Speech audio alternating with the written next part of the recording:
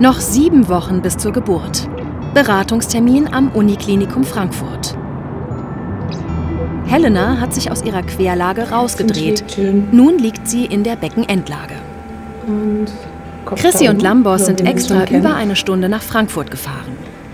Die Klinik ist auf natürliche Geburten aus Beckenendlage spezialisiert.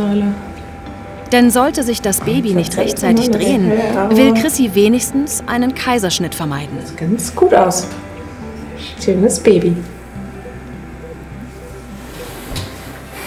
Es ist ja so, prinzipiell kann man auch ein Baby ganz normal vaginal aus Beckenendlage gebären. Und wenn man das an einem Ort macht, wo es genug Menschen gibt, die sich damit auskennen, hat es auch kein höheres Risiko als eine Geburt aus Schädellage.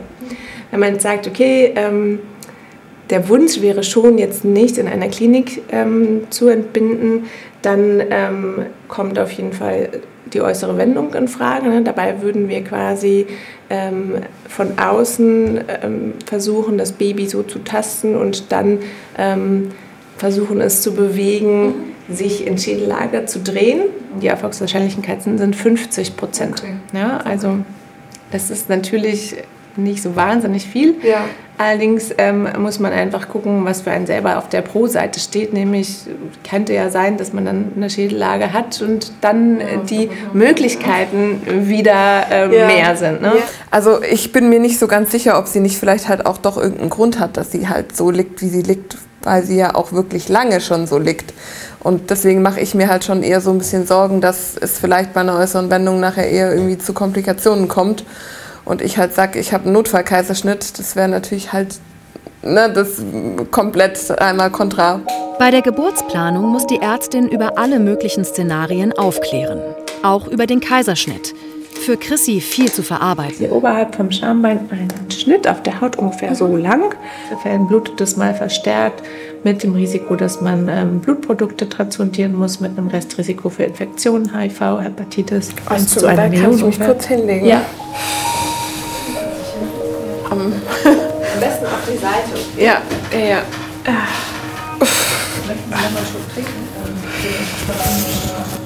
Chrissys Kreislauf macht nicht mehr mit.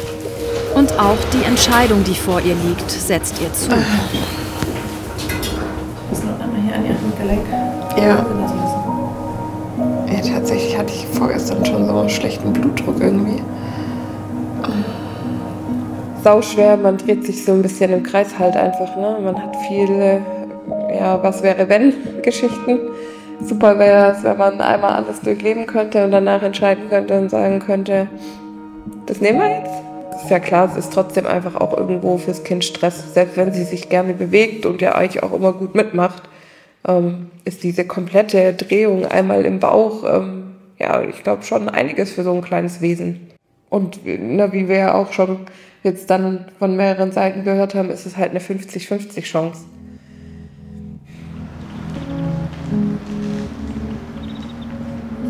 Zum jetzigen Zeitpunkt könnte die Geburt jederzeit beginnen. Für den Fall der Fälle packen Chrissy und Lambos eine Notfalltasche für das Krankenhaus.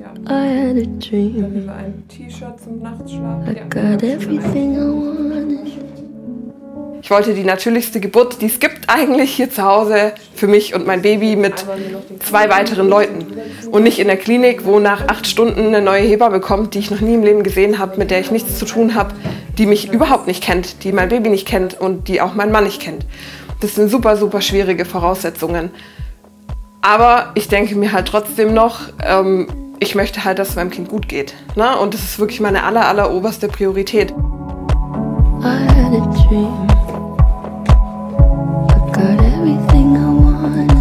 Aber es besteht noch immer eine letzte Chance für die Entbindung zu Hause.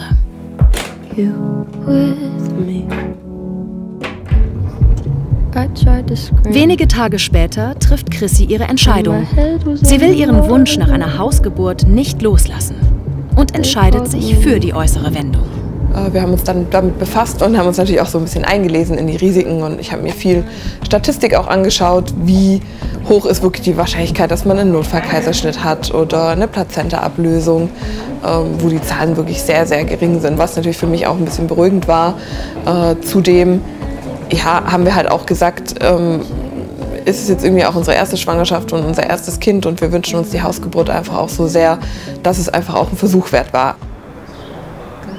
In einem Krankenhaus in ihrer Nähe bekommt Chrissy schnell einen Termin. Die Kamera darf bei der Wendung nicht dabei sein. Das war wirklich ja, psychisch und seelisch auch nicht so einfach zu verkraften tatsächlich, weil es halt einfach schon, ja, ich würde jetzt nicht sagen, dass es unbedingt Körperverletzung ist, aber es grenzt schon auch an Gewalt einfach ein bisschen, ne? Und eine Gewalt, die man sich selbst im Prinzip ja antut. Mir ging es gar nicht gut danach, also ich war völlig fertig, körperlich, psychisch, seelisch, alles einfach völlig fertig. Dann steht man auf und hat halt ein komplett anderes Körpergefühl.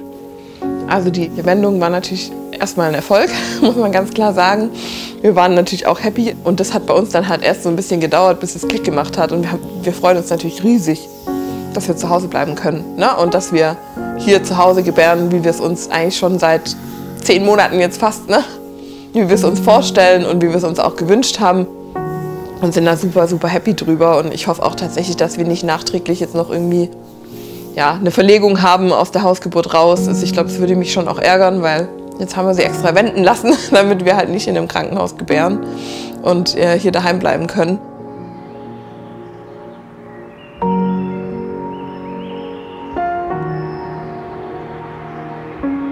Nur noch wenige Tage bis zum errechneten Termin.